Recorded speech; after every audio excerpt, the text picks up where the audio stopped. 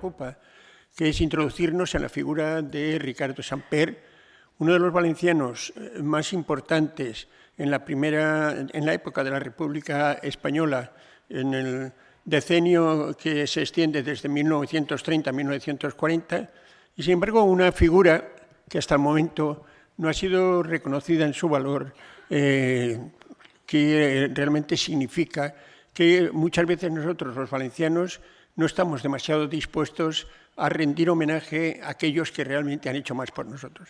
Por eso esta tarde es para mí importante en el sentido de intentar reivindicar la figura de Ricardo Samper. Pero primero quiero daros las gracias a todos los que habéis venido esta tarde, porque yo, oyendo la televisión, oyendo la radio, oyendo todo lo que se está de alguna manera comentando permanentemente, me parece de verdad por vuestra parte y para mí, y os lo agradezco, no sabéis cuánto, el que estéis aquí, porque lo único que de alguna manera se transmite en este momento en el contexto de la sociedad es que uno se quede en su casa y que no salga de ella. Por eso, 1000 veces gracias. En segundo lugar, muchas gracias también al Ateneo Mercantil. Este ha sido durante algunos años, bueno, bastantes años, mi casa también. Y es cierto que pasé etapas importantes siendo miembro de la Junta Directiva, vicepresidente de esta casa, y por eso le agradezco mucho a Vicent Bosch que tenga la condición de amigo mío. Yo creo que esta casa ha adquirido una relevancia social muy importante. En mi época, la verdad es que estábamos en unas condiciones económicas realmente difíciles y por eso quiero darles las gracias. Tendré en el tercer trimestre la oportunidad de ser profesor aquí y de poder hablar de todos los valencianos que desde el punto de vista universal me han parecido más importantes a lo largo de la historia de Valencia y bueno, por eso supongo que volveré a disfrutar tanto como esta tarde cuando estoy aquí. Y por último quiero darle las gracias a la familia Samper, a Elena, que es una amiga de hace muchos años, ¿verdad, Elena? Y también a José Samper. Son ellos los que me dijeron que si quería hablar aquí y bueno, pues yo lo hice con mucho gusto, fundamentalmente porque la figura de Samper me atrae de una manera muy especial. Y en ese sentido, lo que os ruego es que si soy demasiado largo, me lo aviséis y yo corto, Vicente, y esto es lo que hay. Pero no quiero que salgamos de aquí sin conocer quién era él.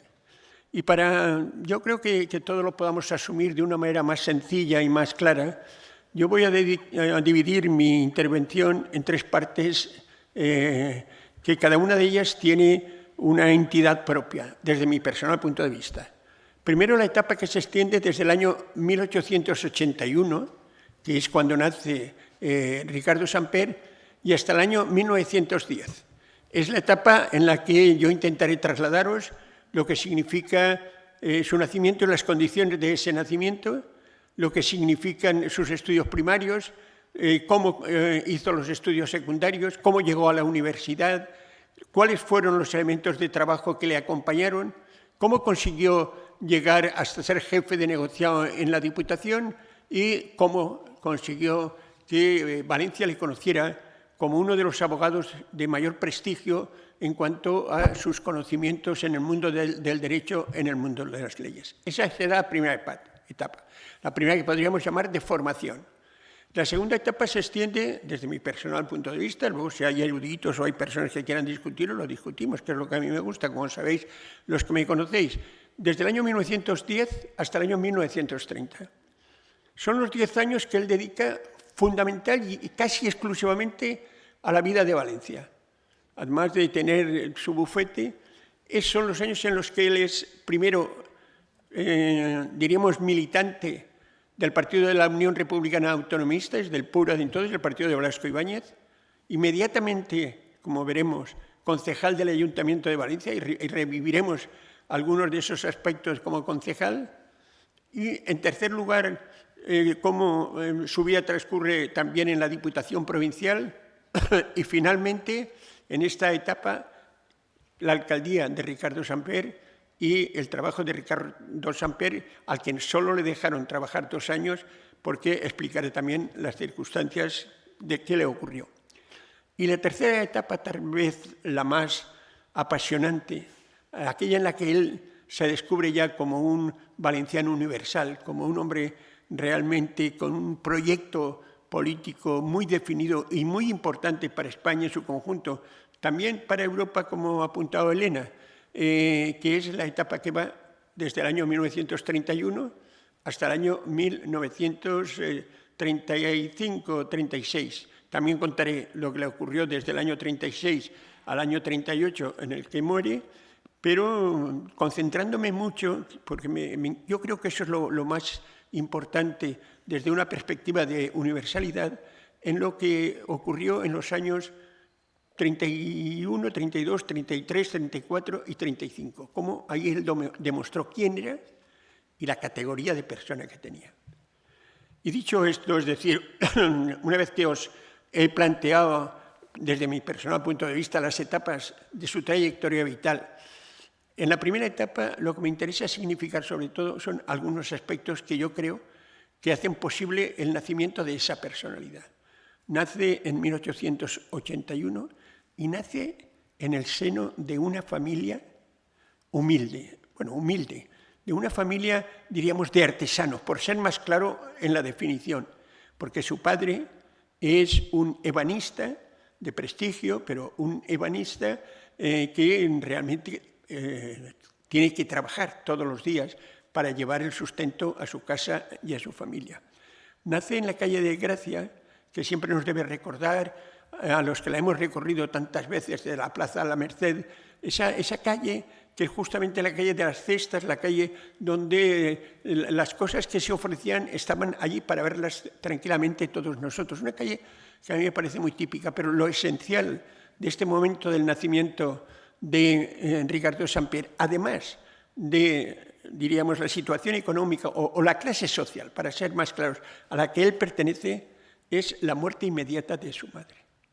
Yo creo que esto es un tema que él nunca olvidó, porque marcó muy personalmente su vida, porque su padre volvió a casarse, tuvo una serie de hermanos, pero la soledad de no tener una madre a la cual poder referirte, con la cual estar, es ciertamente algo que a uno le lleva muy profundamente al corazón, le llega. Yo creo que eso forja su personalidad ya inicialmente, y si no, ahora después intentaré demostrarlo.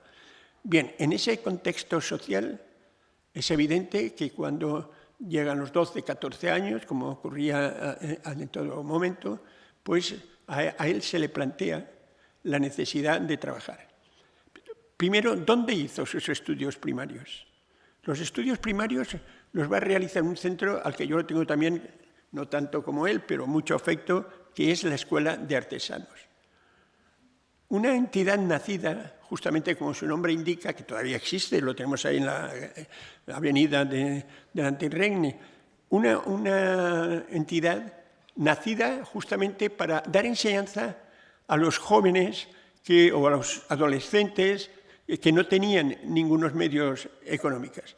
Y él la quiere tanto que cuando es alcalde de esta ciudad, una de las cosas que hace con mayor cariño, y así lo dice él, es instituir lo que él llamó el premio Madre. Es decir, al alumno, cada año, que se le había muerto su madre, le daba un premio, una beca para que pudiera seguir estudiando, porque él sabía lo que eso significaba. Y lo dice él permanentemente.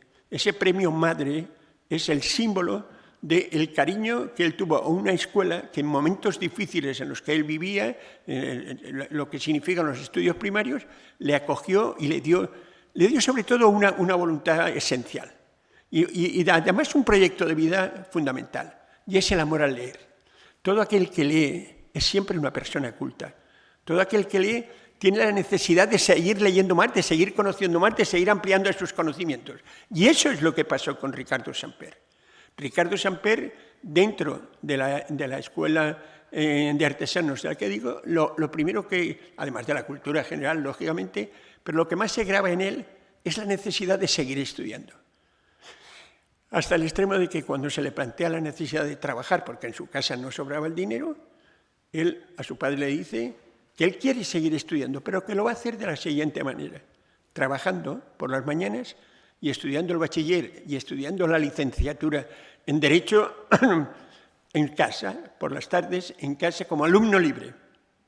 Y esa tarea, que parece tan sencilla, la podemos comprobar viendo cómo él trabajó primero en el despacho de un abogado, de un secretario de sala de la audiencia, cómo después estuvo en un despacho de abogados en Valencia, cómo después fue oficial de una notaría en Valencia y a la vez cómo terminaba el bachillerato y cómo obtenía de una manera brillantísima los estudios de la licenciatura en Derecho. Algo ciertamente difícil, si alguien ha padecido esa cuestión, el que tengas que compaginar un trabajo, porque tienes que llevar algo a la casa, y luego lo que es el estudio por la noche, y ni más ni menos que la licenciatura en Derecho, que en Valencia tenía siempre una fama muy especial. Y él, sin embargo, es capaz de hacerlo, lo que nos muestra ya el nivel de la persona de la que estamos hablando. El nivel de un hombre, o de un joven, que es capaz de no solamente trabajar y llegar a ser oficial de una notaría, sino además obtener la licenciatura en Derecho. Pero no va a terminar ahí la cuestión, sino que una vez terminada la licenciatura en Derecho, lo que hace es plantearse el presentarse a unas oposiciones para jefe de negociado de la Diputación Provincial, jefe del negociado de fomento de la Diputación Provincial. Y estoy seguro que ya tenéis vosotros, cada uno de vosotros, de vosotras, la tranquilidad de saber que obtuvo esas oposiciones, que obtuvo, diríamos, una situación estable en su vida y que pudo casarse y empezar a construir una familia. Esa es la primera parte de la historia de Ricardo Samper. El hombre que no teniendo nada, que habiendo nacido en un ambiente donde, bueno, pues el trabajo manual era lo fundamental, es capaz no solamente de llegar a ser licenciado en Derecho, sino además conseguir unas oposiciones de manera inmediata que le llevan a ser jefe de negociado y además tener abierto el despacho, el bufete por las tardes y adquirir en la ciudad de Valencia una fama excepcional. Esa es la figura del joven que a partir de ese momento, cuando ya tiene su vida estabilizada, cuando ya puede casarse, cuando realmente puede tomar la nueva senda, el camino que quiera recorrer, en el año 1910 decide que va a dedicarse a la política, sin dejar el bufete, pero que tiene una vocación política, una vocación de servir a los demás, que le motiva para intentar seguir ese camino de la política. En la ciudad de Valencia, en aquel momento, había dos grandes fuerzas políticas, lo he explicado en otros lugares y algunos me habéis oído ya la cuestión, que se discutían el poder. Y esas dos eran, por una parte, el Partido Carlista, que luego sea el líder de la Liga Católica, porque se agruparán todos los partidos de derecha, y por otra parte, el partido que entonces se llamó Partido de la Unión Republicana Autonomista, antes Partido Republicano Fusionista, que había fundado Blasco Ibáñez, pero que Blasco Ibáñez había abandonado desde el año 1907 y que en aquel momento el presidente era Félix Azati. Y yo me he preguntado al estudiar la figura de Ricardo Samper, ¿por qué un hombre que tiene ya una situación muy estable, una situación, diríamos, de cierta preeminencia en el mundo del derecho, eligió el Partido de la Unión Republicana Autonomista y no estuvo, diríamos, en una formación más conservadora, en una formación más acorde con lo que él a lo mejor podía haber sido desde la perspectiva del bufete de abogado que tenía?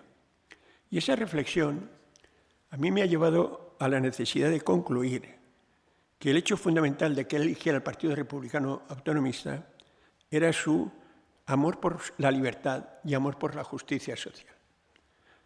Es decir, él yo creo que pensó, y así lo demostró a lo largo de su vida, que lo esencial era la defensa de los derechos de todas las personas, las libertades en todos los aspectos, y por otra parte, esa necesidad de atender socialmente aquello que la gente más necesitaba, es decir, conseguir de la sociedad una situación económica ciertamente brillante. En ese contexto, él elige entrar en el partido de la Unión Republicana Autonomista, un partido que en ese momento, y quiero contaros todo lo que sé sobre la cuestión, vivía unos momentos muy graves, políticamente graves. ¿Por qué? Primero porque Blasco Ibáñez había abandonado la política, ya no había un referente de importancia como era una figura como la de Blasco Ibáñez, no había ese referente y quedaba un partido un poco huérfano. Por otra parte, es un partido que Félix Azati había decidido primero romper el vínculo de unión que tenían con Nicolás Salmerón. Nicolás Salmerón, que había sido presidente de la Primera República, que luego mantenía el partido de la Unión Republicana a nivel de toda España y de la que Blasco Ibáñez había llegado a un acuerdo con él para, de alguna manera, seguir unidos en la trayectoria. Pero en el año 1907 en Valencia se había producido un fenómeno que obligó a Félix Azati a romper con Salmerón. Y ese fenómeno fundamental fue que Salmerón, a nivel de Cataluña, pactó con la solidaridad catalana. Y la solidaridad catalana, es decir, el proyecto catalanista que de alguna manera mantenía la burguesía catalana, lo intentaron trasladar a Valencia en el año 1907. Es en el momento en el que Félix Azati, en el periódico El Pueblo, escribe el famoso artículo de la lepra catalana. Es decir, no se acepta en Valencia una dependencia con respecto a esa solidaridad catalana, que es lo que se pretendía. Esa es otra conferencia que algún día daré también aquí. Pero bueno, lo que no quiere en ese momento Félix Azati corta con Salmerón es el depender de un proyecto de unidad con la solidaridad catalana. Todo lo contrario, quiere realmente conseguir que el Partido Republicano Autonomista de Valencia sea un partido efectivamente autonomista, es decir, que no dependa de nadie. Y en esa trayectoria, además, también plantea una, diríamos, línea de diferenciación con el Partido Radical de Alejandro Lerroux, con el que siempre estarán unidos, pero con una autonomía propia del partido. El nombre, porque ese no era el nombre anterior, el nombre de añadir autonomía a la Unión Republicana es justamente por este significado que os estoy dando. El momento crítico que está viviendo el partido en 1902, cuando ingresa Ricardo Samper, de buscar su propia personalidad, rompiendo definitivamente con Nicolás Salmerón y con todo lo que significa el catalanismo y uniendo, diferenciándose también del Partido Radical de Lerroux, que era el que estaba más próximo a ellos. En ese contexto nos encontramos con que la entrada de Ricardo Samper significa, de alguna manera, una aportación fundamental de prestigio al partido. Es un partido que estaba en una lucha interna casi permanente, porque había quien opinaba que había que seguir cercanos a Nicolás Salmerón, mientras que otros estaban con Azati en que había que romper. Bueno, esa diríamos, aportación de Ricardo Samper, que desde el primer momento se sitúa al lado de Félix Azati, va a dar realmente, diríamos, un soplo de aire nuevo al partido. Y es por eso, por lo que inmediatamente en el año 1911, Ricardo Samper aparece ya en las listas municipales. Fijaros bien que realmente apenas acababa de entrar en el partido. Ya aparece en las listas municipales, porque piensan que es una persona que puede aportar mucho a la ciudad. En esas presentaciones, en ese estar en las listas, desgraciadamente, y debido a lo que os he contado antes, a la división interna que tenía el partido, los republicanos no alcanzaron la mayoría. En las épocas de Blasco Ibáñez y posteriores había sido siempre la mayoría en el ayuntamiento, aunque no les servía de nada, porque el alcalde era, diríamos, puesto al dedo por el gobernador. Pero en este momento determinado de la historia, que seguía pasando lo mismo, por primera vez el Partido Republicano no obtiene mayoría. Obtiene unos buenos resultados, pero no obtiene la mayoría porque todos los demás partidos en Valencia, el Partido Liberal, el Partido Conservador, carlistas, católicos, todos se unen siempre en contra del Partido Republicano. En ese contexto de minoría, una persona que apenas acaba de llegar a la política fue capaz de distinguirse de algún modo, de llevar a cabo alguna tarea que le significara para convertirlo en un gran líder del partido? Pues tengo que contaros que sí. Ya sé que esto no lo habrá contado nadie, no sé, pero yo creo que es fundamental que lo sepáis. En ese momento ya Ricardo Samper, en una de las sesiones del ayuntamiento, planteó una cuestión muy grave: la corrupción de todos los concejales que estaban en el gobierno de la ciudad. El uso indebido de todas las contratas, el uso indebido de todos los acuerdos con empresas para trabajar para el ayuntamiento, es decir, acusó directamente al gobierno de la ciudad de corrupción que llevaba como consecuencia el abandonar la realidad de la ciudad. No se estuvieron callados la gente a las que acusaba, sino que lo denunciaron a él y a un compañero de partido que se llamaba Vicente Marco Miranda, del que tendremos oportunidad de hablar, y los denunciaron. Y el juzgado aceptó en principio la denuncia y abrió una investigación.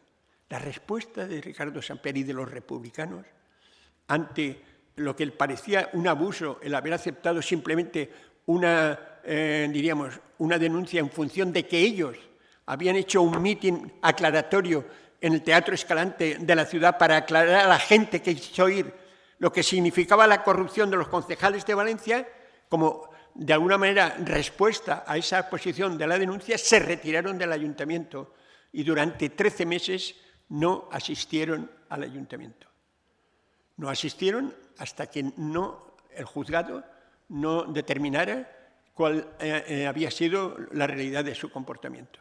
13 meses después, el juez les dio la razón a ellos. Tenían el derecho a denunciar la corrupción de los concejales del ayuntamiento, una corrupción que era real. Y esa lucha por encontrar de alguna manera la verdad en el caso del trabajo de los que allí estaban, es lo que hace que la figura de Ricardo Samper empiece ya a alcanzar un nivel absolutamente, diríamos, popular en el contexto de la ciudad. Tanto él como Vicente Marco Miranda se convierten ya en los jóvenes que más cerca están de Félix Azati y del liderato. Tal es así que en los años siguientes, desde 1915 hasta 1919, Ricardo Samper estará en la Diputación de Diputado Provincial, donde realmente la lucha política no tiene las características, porque sabéis que en la Diputación se está en función de que has sido concejal y entonces después eres elegido para la Diputación, pero no hay un contacto directo con las personas. La Diputación había nacido esencialmente para cubrir aquellas necesidades que la gente, que el gobierno no cubría. Por ejemplo, en Valencia lo conocéis perfectamente, el Hospital General, donde se atendía a los que no tenían para comer, diríamos, el centro donde se atendía a los que tenían problemas mentales, no quiero nombrarlo cómo se llamaba, pero bueno, ya lo sabéis perfectamente, el centro donde se atendía a los sordomudos, el centro donde se atendía a los débiles mentales, de todos, el centro, la beneficencia que conocéis suficientemente, donde podían estudiar los niños pobres hasta el bachillerato, es decir, toda una serie de instituciones que yo he conocido y que todavía se han estado manteniendo y algunas de ellas se mantienen, como lo mismo que había pasado con la Escuela de Artesanos, todavía están y las podemos ver, una serie de instituciones nacidas realmente para resolver problemas para la gente. Esa es una etapa de consolidación de Ricardo Samper, pero fundamentalmente como un hombre capaz de gestionar con una categoría excepcional. Y ese gestionar a lo largo de esos 4 años es lo que hace que en el año 1919 Ricardo Samper es el número 2 ya de la lista de diputados que presenta el Partido Republicano para ir a Madrid. El número 2, Félix Azati y él. Desgraciadamente, bueno, o a lo mejor afortunadamente, pues Valencia Ciudad elegía 3 diputados, Félix Azati fue uno de los elegidos, los otros 2 fueron miembros del Partido Carlista, Luis García Guijarro, bueno, de partidos conservadores, y el cuarto en votos fue Ricardo Samper. Le faltaron, esos que faltan, tuvo 100 votos menos que Félix Azati y no pudo ser diputado porque solo había 3 plazas. Pero se había convertido en una persona absolutamente conocida, absolutamente aceptada, y que inmediatamente el partido lo presenta como la cabeza de cartel del Ayuntamiento de Valencia. Y empieza ahí, pues, una etapa ya de conversión de Ricardo Samper en la figura que va a intentar trabajar en esta ciudad si le deja. Porque, ¿cuál era la situación que vivía Valencia en el año 1920 y hasta el 1923, donde se produce la dictadura de Primo de Rivera? España, en su conjunto, vivía una crisis social, una crisis política y una crisis económica absolutamente brutal.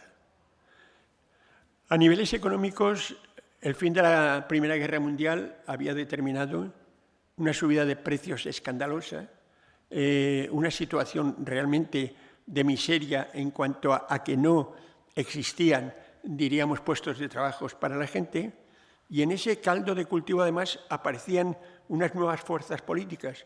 Aparecía el Partido Socialista Obrero Español y aparecía la Federación de Anarquistas y sobre todo 2 sindicatos, el sindicato de la UGT y el sindicato de la CNT. Sindicatos que hacían de la huelga el elemento central de su trabajo. Hacían de la huelga la acción reivindicativa permanente, lo que iba apartando del Partido Republicano a una capa que hasta ese momento les había votado a ellos.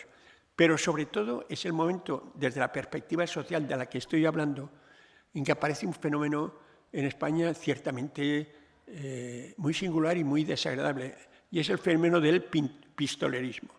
Es decir, la gente de la FAI, la gente del Partido Anarquista, no se contentó con las huelgas para intentar, de alguna manera, luchar por sus reivindicaciones, sino que pasó a la acción directa, planteando una tesis que era absolutamente absurda, la tesis de que si se mataba al que mandaba, pues todo cambiaría. Mataron en el año 1912 al presidente del gobierno, que era entonces Canalejas,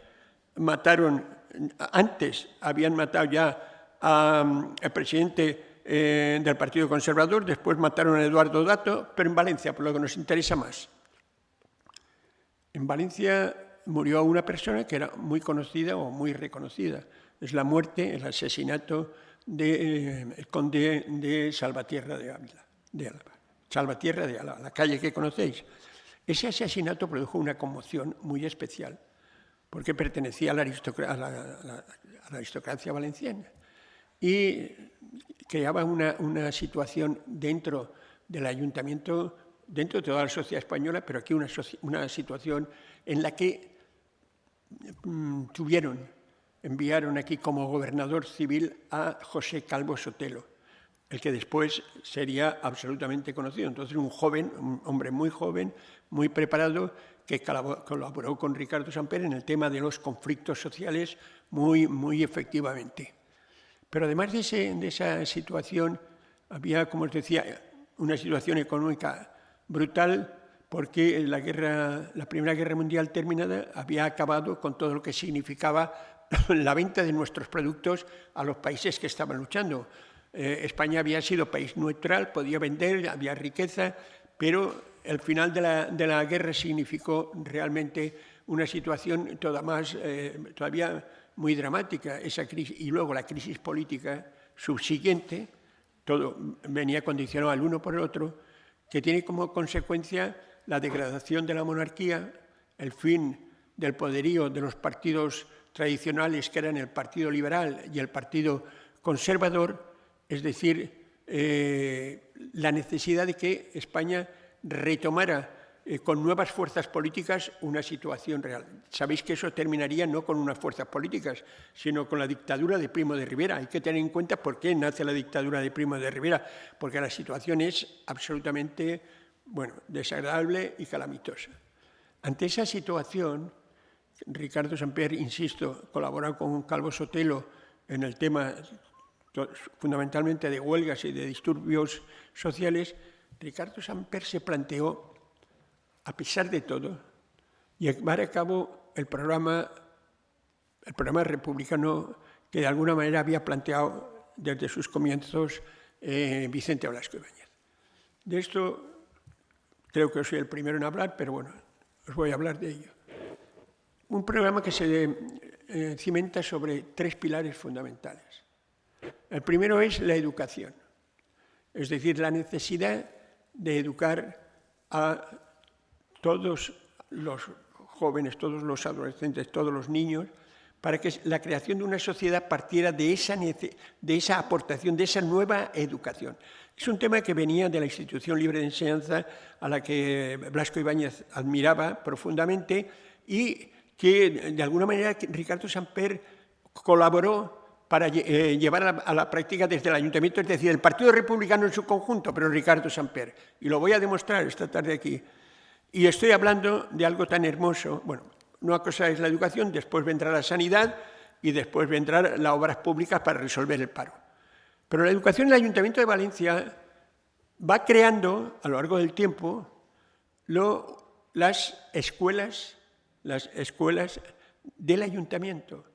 Escuelas del Ayuntamiento que están al margen de las escuelas públicas del Estado y al margen de las escuelas privadas. Yo no sé si lo tenéis presente, pero yo, como he sido concejal teniente alcalde, presidente de la Comisión de Cultura y encargado de educación también del Ayuntamiento, las he conocido todavía en los años 80. El proyecto que tenían los republicanos era que en cada barrio de la ciudad hubiera una escuela dependiente del ayuntamiento, una escuela que fuera, de alguna manera, la pionera en todo lo que significaba los avances de la educación, que esa escuela sirviera para ir creando una nueva sociedad valenciana. Y yo he conocido escuelas en el barrio de Sagunto, en el barrio de Benimaclet, en el barrio de la Isla Perdida, en el Cabañal, es decir, escuelas que iban surgiendo que dependían los maestros. Yo he hecho oposición a maestros de las escuelas públicas, de las escuelas municipales, todavía con su inspección correspondiente, es decir, una estructura educativa al margen de la estatal y al margen de la privada que fuera centro de referencia de todo lo que significaba esa revolución económica. Eso no os lo ha contado nadie, pero os lo cuento yo. Porque cuando alguien os diga que hoy estamos celebrando el centenario de la llegada a Valencia de Vicente Blasco Ibáñez, que viene de haber sido ya de América, de haberse convertido ya en un novelista mundial, decirle, y cuando llega aquí y todos los homenajes, ¿qué visitas hizo las primeras Blasco Ibáñez con Ricardo Samper a su lado? Porque habrá que significar que Ricardo Samper fue discípulo y amigo entrañable de Vicente Blasco Ibáñez. ¿Qué visitas fueron las primeras? Las primeras visitas que hizo fue irse al Distrito Marítimo a ver la nueva escuela que había nacido allí en el Cabañal. Y la visita a las escuelas para Blasco Ibáñez, igual que para Ricardo Samper, significan, y lo señalo porque nadie se ha preocupado en señalarlo, significan el eslabón fundamental de lo que debe ser la acción de los republicanos, la educación, esencialmente la educación. Y en ese contexto, que ya se había intentado introducir también la lengua valenciana en esas escuelas, pues es en el que hay que tener en cuenta la primera función, o diríamos la primera de educación de Ricardo Samper. La segunda de ellas, segundo gran principio de los republicanos, era esencialmente la sanidad pública, la sanidad necesaria para la ciudad. ¿Qué le estaba pasando a Valencia en los años 20? ¿Qué le estaba sucediendo? Lo que le estaba sucediendo a Valencia en los años 20 es que el paludismo había hecho irrupción en ella y evidentemente era una calamidad que reíros vosotros de lo que estamos sufriendo ahora, una calamidad que no se podía contener. ¿Y por qué no se podía contener? Porque se dijo entonces que las plantaciones de arroz, los arrozales nuestros, eran los difusores de esa enfermedad del paludismo. Igual que ocurría en el África, donde era endémica permanentemente, aquí en Valencia la situación de las grandes plantaciones de arroz que rodeaban la ciudad eran las causantes de lo que estaba ocurriendo. Y Ricardo Samper es el que se planteó la necesidad de resolver el problema controlando dónde podían establecerse parcelas para el arroz y dónde cerca de la ciudad no podían establecerse, dónde se prohibían esas parcelas para que el paludismo fuera de alguna manera erradicado de nuestra ciudad.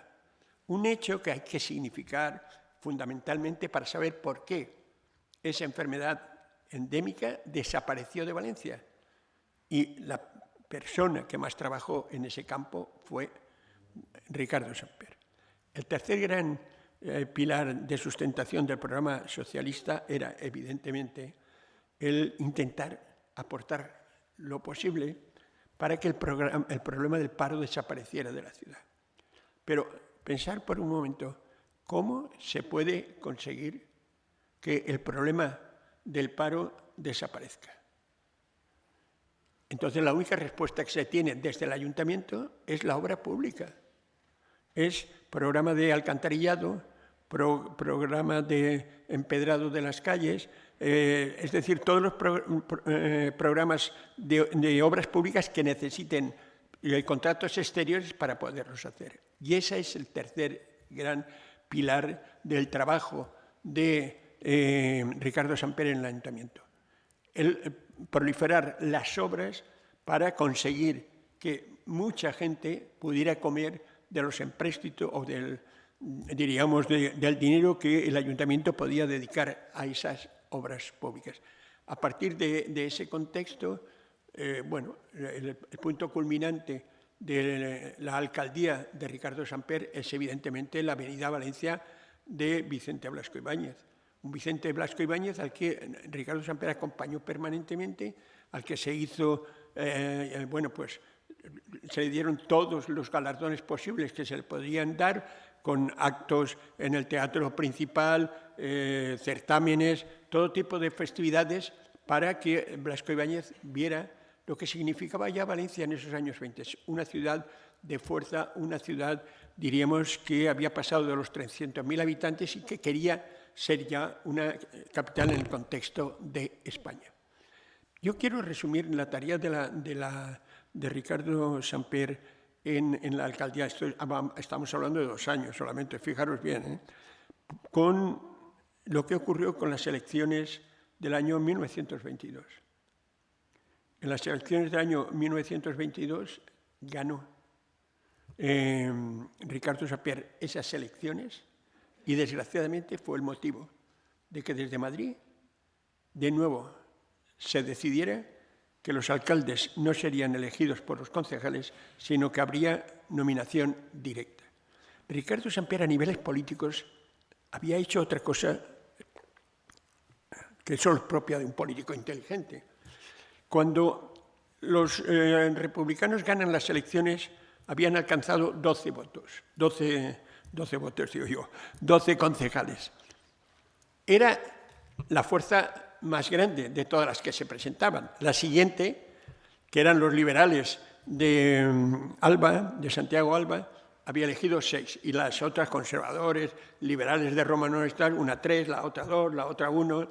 Bueno, él podía haber tal vez gobernado con esas 12 personas, pero para evitar que le pasara lo que le pasó a él cuando era concejal, lo primero que hizo fue pactar con los liberales de Santiago Alba, con esos, la segunda fuerza, un pacto de gobierno que permitiera una estabilidad al ayuntamiento, porque en ese momento los alcaldes duraban 6 meses, 10 meses, no duraban 2 años. Está recogido, Pérez Puche lo recoge en uno de sus libros, que es la alcaldía más larga en el tiempo, es justamente la de Ricardo Samper, porque es el único que consiguió, con este pacto político del que os hablaba, una estabilidad definitiva. Y pudo gobernar. Con él, no acabó el pueblo de Valencia con su mandato, sino que acabaron aquellos que en Madrid no podían consentir que tuviera otro mandato porque había vuelto a ganar las elecciones, habían vuelto a ser los mayoritarios y una votación a nivel de concejales del ayuntamiento le daba de nuevo la alcaldía. Por eso eliminaron la designación democrática a través de los trabajadores. Por eso volvieron a nombrar alcaldes de designación del gobernador y por eso muy poco después, en septiembre del año 23, se produjo la dictadura de Primo de Rivera. Es decir, todas las libertades políticas eliminadas y desde el año 23 hasta el año 30 las alcaldías de designación. En Valencia, en ese periodo de tiempo, hubo 3 alcaldes. Si yo no recuerdo mal, fueron primero general Avilés, después el capitán de fragata Luis Oliag y por último el marqués de Sotelo, que también era miembro de la Marina, contraalmirante de Marina. Bueno, esos 3 se producen a lo largo de la dictadura. ¿Qué hizo Ricardo Samper en ese contexto de la dictadura? Y vamos entrando en el momento culminante de la vida política de Samper en Valencia. Ricardo Samper, lógicamente, como hicieron todos, no apoyó a la dictadura de Primo de Rivera, sino que se retiró a su bufete. Pero en el contexto en el que estamos hablando se producen 2 acontecimientos fundamentales de estos años, de estos 9 años. Uno es la muerte de Vicente Blasco Ibáñez en el año 1928, lo que significa de golpe para el partido que pierde su referente fundamental, pero de una manera concreta, más importante, es que al año siguiente, en 1929, muere Félix Azati. ¿Qué ocurre? El partido se queda sin referente. Poco antes de su muerte, Félix Azati ha vendido el periódico El Pueblo, que era el elemento de propaganda, el que dominaba el pueblo, dominaba el partido, dominaba la sociedad española, la sociedad valenciana. Entonces, había vendido el partido a Sigfrido Blasco Ibáñez, el hijo de Blasco. ¿Pero por qué se lo había vendido? Pues porque Blasco Ibáñez se lo había vendido a él de una manera teórica por una cantidad irrisoria que la pagara cuando le pareciera conveniente. Bueno, el hecho es que ahora Azati devuelve el favor recibido y le da el periódico El Pueblo a Sigfrido Blasco. Y gracias a los consejos de Ricardo Samper, que actúa como abogado de la cuestión. Y en consecuencia, a partir de ese momento, se crea, diríamos, una dirección política de facto en el Partido Republicano, que es la de Sigfrido Blasco y la de Ricardo Samper. Pero para ser democráticos, cuando la dictadura de Primo de Rivera termina, se va a producir el Congreso del Partido. El Congreso del Partido Republicano Autonomista, que va a decidir quién va a ser, diríamos, la dirección definitiva del partido. Y en ese Congreso se va a producir un fenómeno fundamental. Y ese fenómeno fundamental es que se van a plantear 2 posiciones distintas. Por una parte está la posición de Sigfrido Blasco y de Ricardo Samper, que es la posición, diríamos, continuista, y por otra parte la de 3 hombres del partido que habían estado colaborando con Ricardo Samper. De hecho, Marco Miranda había sido el jefe de la mayoría republicana en la alcaldía de Samper, aunque no terminaron muy bien, por lo que ahora vamos a ver. Vicente Marco Miranda, Julio Chust y Fernando Valera, y perdónenme que os diga los nombres, pero es que es apasionante lo que está ocurriendo en aquel momento en Valencia.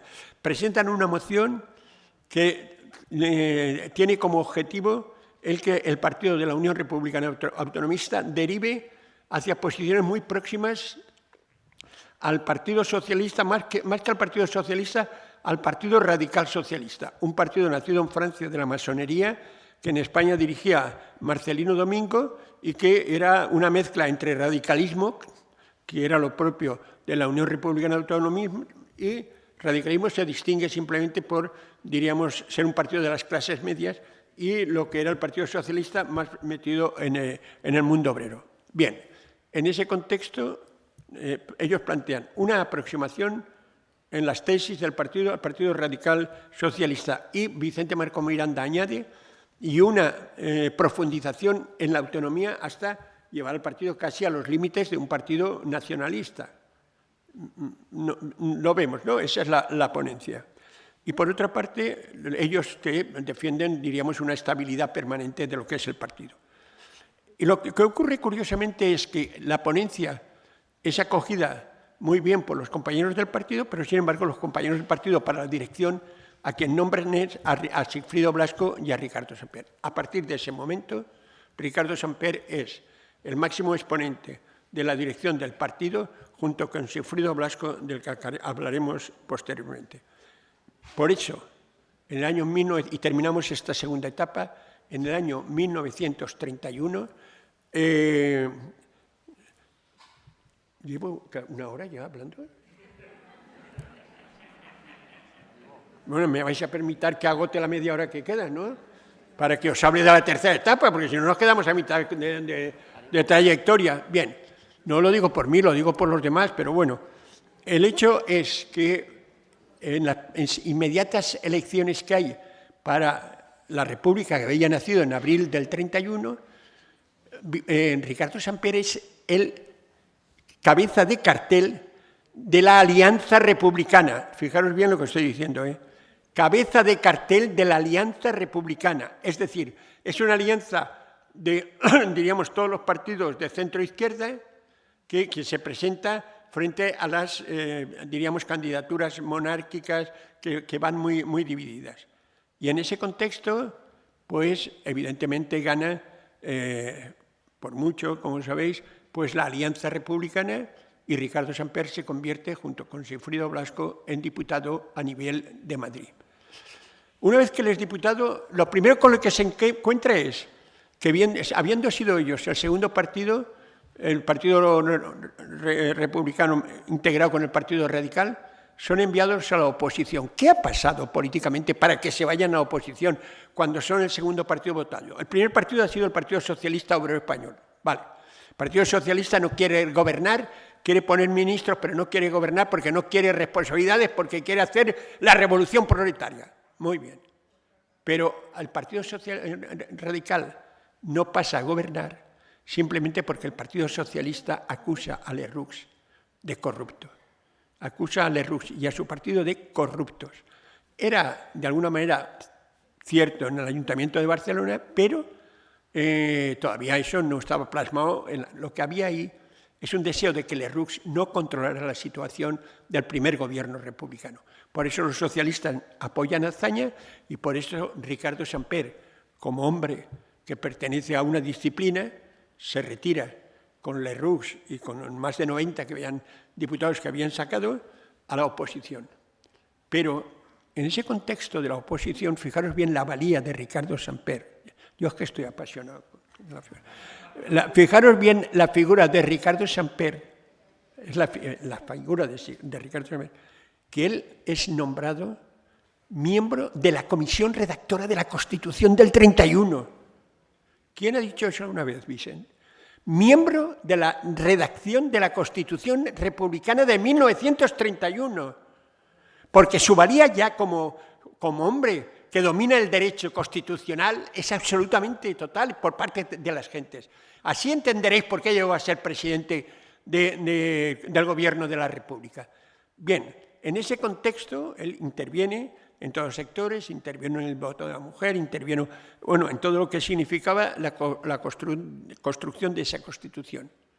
Y en el año 1933, cuando el gobierno Azaña se derrumba, y se derrumba por culpa del suceso de Casas Viejas, donde mataron a los anarquistas, la guardia de asalto, y eso no estuvo bien visto por los socialistas y le negaron su apoyo, cuando en el año 1933 el gobierno primero de la República, dirigido por Manuel Azaña, al 32 al 33, cuando después del verano, el mes de septiembre, se derrumba, es derribado porque los socialistas ni los radical socialistas le apoyan, entonces hay inmediatamente un gobierno transitorio de Alejandro Lerroux, en el cual Ricardo Samper entra ya de ministro de Trabajo.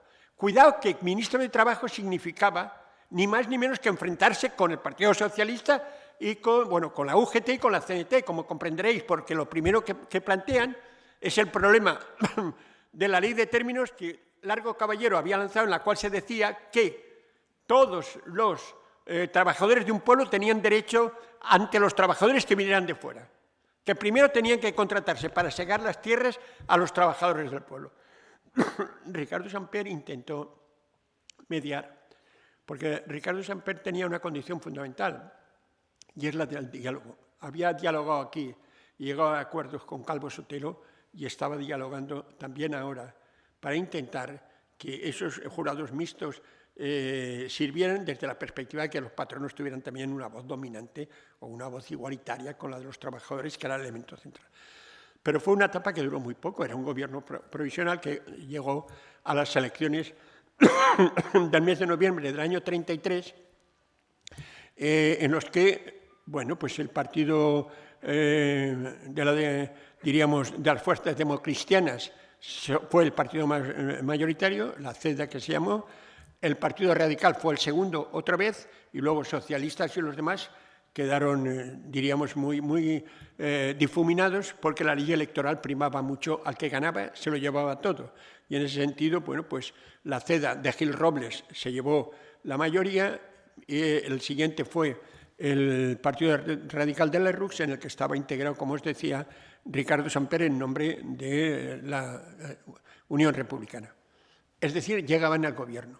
Y entonces el primer gobierno de Lerroux lo que hace inmediatamente es nombrar a Ricardo Samper el ministro de Industria y Comercio. Trato de explicaros todo cómo ha ido pasando para que no sea una cosa inconexa, sino que se vea cómo de ministro de Trabajo pasa a Industria y Comercio para adquirir una mayor importancia, eliminarlo, diríamos, de lo que era la lucha frontal contra las clases trabajadoras y darle un trabajo de mayor enjundia desde la perspectiva de lo que querían el nuevo gobierno. Porque entra a gobernar Lerroux, y os preguntaréis, ¿por qué no Gil Robles? Porque también el resto de los partidos no querían que la República fuera gobernada a los 2 años ya por un partido demócrata cristiano, porque una de las luchas fundamentales de la República en su conjunto era rebajar el poder de la Iglesia en el contexto político, económico y educativo del país. Pensar bien en la Segunda República, y ahora llegaremos, cuando lleguemos al presidente Samper, más intensamente sobre ello, porque es un momento crucial en la historia de España. La República nace desde una perspectiva de intelectuales para hacer un país de las libertades, no para hacer ni un país revolucionario ni un país contrarrevolucionario. Pero bueno, el hecho central es que el Partido Demócrata Cristiano, Gil Robles, no gobierna y se plantea el gobierno de Alejandro Lerroux en minoría, pero apoyado por la CEDA. Ahí, en el campo de ministro como Industria y Comercio, pues también Ricardo Samper tuvo una parte fundamental en su acción, aunque también duró muy poco por lo que va a ocurrir enseguida. Y es el defender la exportación naranjera a toda Europa. Es también importante que recordéis esta cuestión. Es decir, Ricardo Samper en su época de ministro, mira, bueno, ahora vuelvo, en su época de ministro consiguió que, terminaré con el Ateneo, no te preocupes que no me olvido, terminaré como presidente del Ateneo. No, es que si no, estoy ahora en el aspecto político, faltas, bueno, sigo adelante. Ricardo Samper consigue una política liberal que permitía que la naranja española, valenciana fundamentalmente, pudiera llegar a todos los países sin tener que pagar aranceles, que era su objetivo fundamental. Es decir, unas condiciones de exportación realmente estupendas y fantásticas. Pero no hay tiempo a conseguir consolidar ese trabajo suyo en Industria y Comercio, porque ¿qué pasa en el mes de marzo del 34?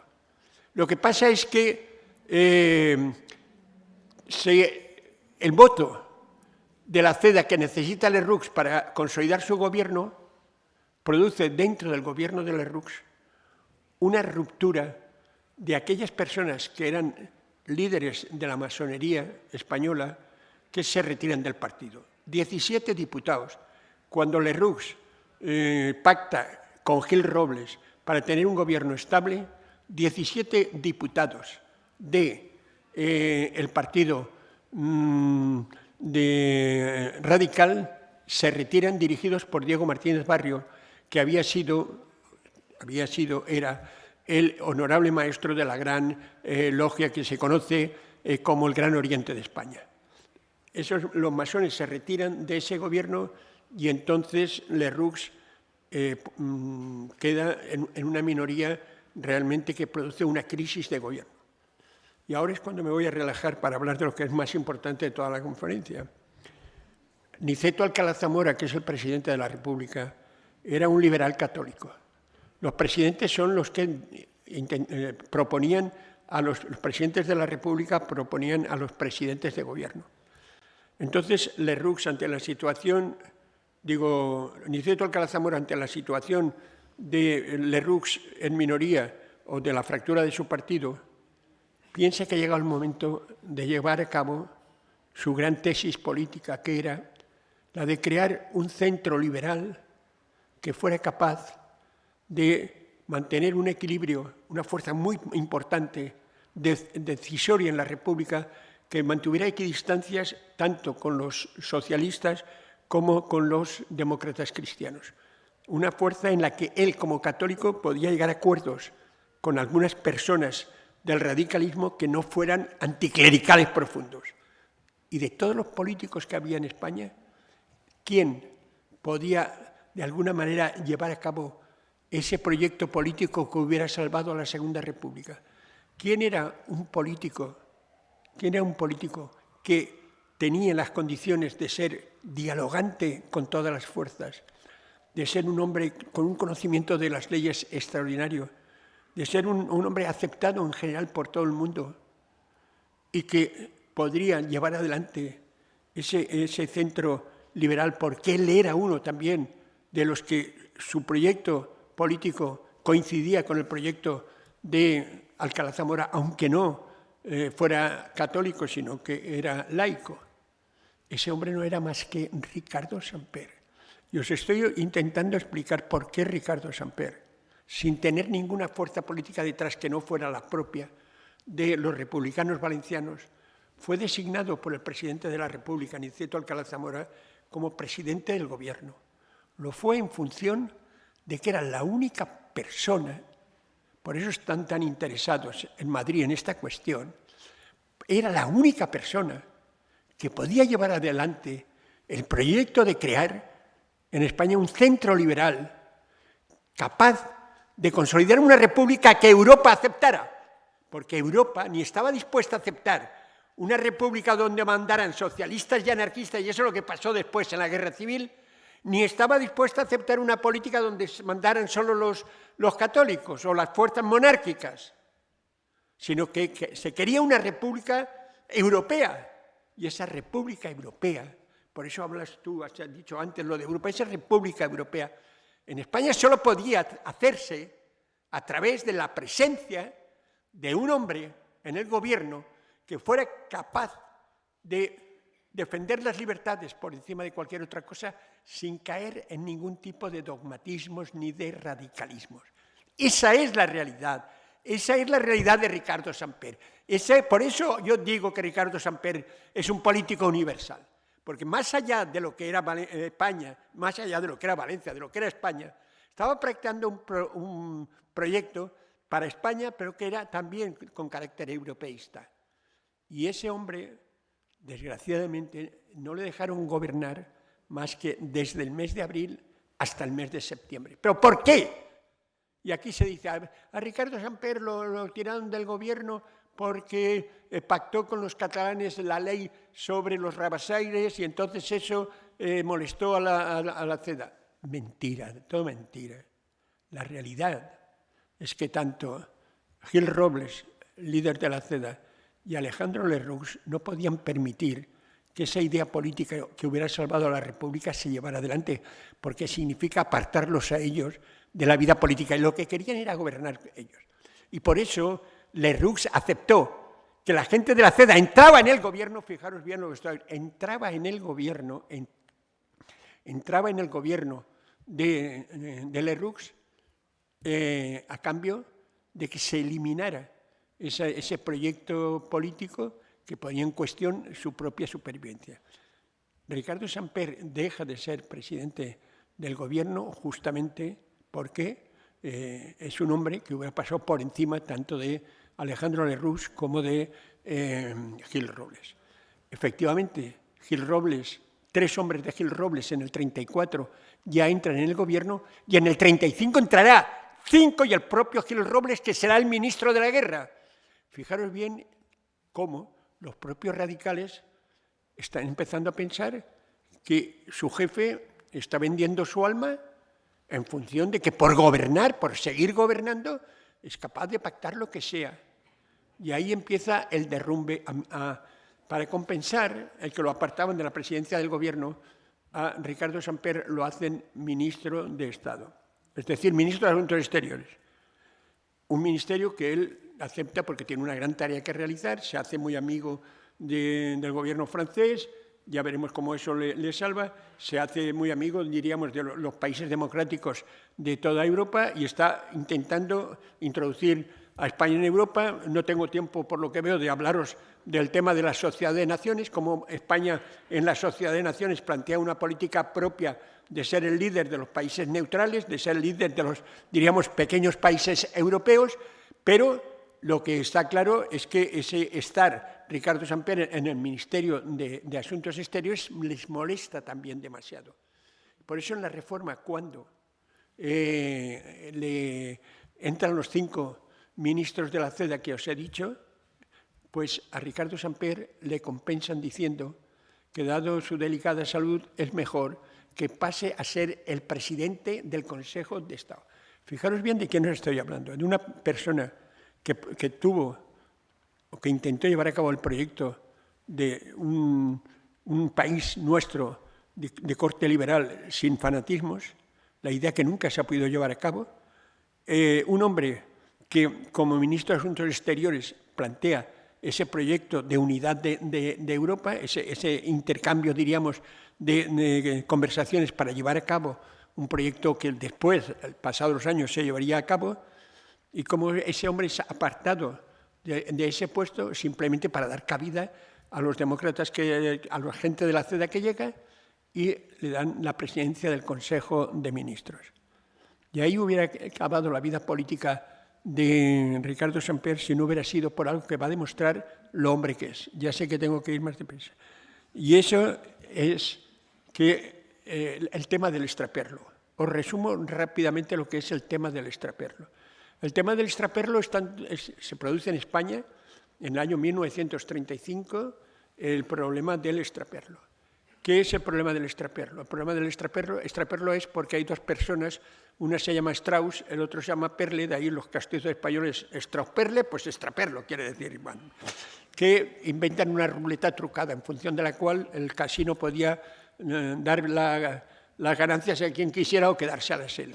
Esas ruletas se instalan en el contexto de España y a los pocos días de estar instaladas, sobre todo en la de Palma de Mallorca, se dan cuenta del truco, los que van allí a apostar su dinero, lo que ocurre, lo denuncian y entonces las ruletas son reiteradas. Pero claro, la gente que las ha traído, esos 2 extranjeros, para conseguir el permiso de las ruletas, ha tenido que pagar $500,000 de pesetas que se repartieron entre nuestro querido Sigfrido Blasco Ibáñez y Aurelio Lerroux, el hijo adoptivo de Alejandro Lerroux. Además de eso, le regalaron unos relojes de oro y otra serie de regalos a otras gentes. Claro, estos protestaron, primero Alejandro Lerroux, que no les hizo caso, pero luego protestaron a Niceto Alcalá Zamora. Y Niceto Alcalá Zamora vio la oportunidad de acabar con la carrera política de Lerroux y de recuperar la idea del centro liberal. Y así lo hizo.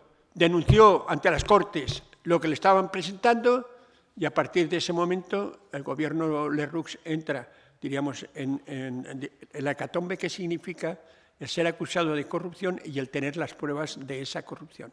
Fijaros bien que el radicalismo, que había sido siempre el segundo partido de España, va a desaparecer en ese mismo año 35. Ricardo Samper, cuando se entera de lo que está haciendo sus compañeros, de Sigfrido Blasco y el Aurelio y otras gentes, el Aurelio Lerroux, lo que hace es dimitir de la presidencia del Congreso. El otro día estaba leyendo algo tuyo en el sentido de cómo se niegan los compañeros del Consejo de Estado a aceptar esa renuncia de la presidencia, cómo le rogan que se mantenga de presidente porque nadie pone en cuestión la honestidad de Ricardo Samper. ¿Y sabéis lo que hizo Ricardo Samper? Volver a escribir que su renuncia era irrevocable, que se retiraba del partido radical, de la obediencia de Lerroux, y que abandonaba la política, porque no podía soportar el haber formado parte de un partido que al final caía en la absoluta corrupción y se deshacía. Es más, gente de la ciudad de Valencia le dijo que había una alternativa para que él siguiera en la política, y es formar un partido político, crear un partido político para que ese partido político pudiera presentarse a las elecciones. Él lo desechó. No quiso saber nada de volver a la política porque se sentía cansado de no haber podido llevar adelante su obra y de verse además involucrado en un proceso de corrupción. Por eso resulta más extraño, y voy a terminar enseguida, es que puedo, resulta más extraño que cuando en 1936 se produce el alzamiento nacional, se produce la guerra civil, pues detuvieran a Ricardo Samper y fueran unos desalmados anarquistas chillándole ¡viva la República! Y él les contestó, a mí nadie me dice que viva la República. Lo decía en el sentido de que es más republicano que él no había habido nadie. Tan republicano en el sentido de creer de verdad en una posible república que en España no se podía llevar a cabo. Fue encarcelado y entonces la madre de la mujer que nos acompaña, de la joven que nos acompaña, pues fue a Madrid a rogar por su padre, porque había sido ministro y en Madrid en ese momento estaba mandando todavía un partido republicano que tenía a José Giral como presidente del gobierno, si no recuerdo mal. Y después de los ruegos lo que le dijeron es lo que podemos hacer es trasladarlo del barco donde está en el puerto de Valencia hasta Madrid. En ese traslado del barco, se oyó a unos anarquistas que decían, llevamos aquí al Samper, cuando pare el tren en Aranjuez no lo vamos a liquidar. Y entonces se dio orden de que el tren no parara en Aranjuez, llegó a Madrid. Entonces intervino también la Embajada de Francia, que es la que consiguió finalmente que Ricardo, gracias a sus relaciones anteriores y gracias al conocimiento que de él tenían, que Ricardo Samper pudiera irse al exilio a Suiza, donde desgraciadamente pues, se sometió a un tratamiento porque tenía una bronquitis que se había transformado en una enfermedad pulmonar y una alma apretada.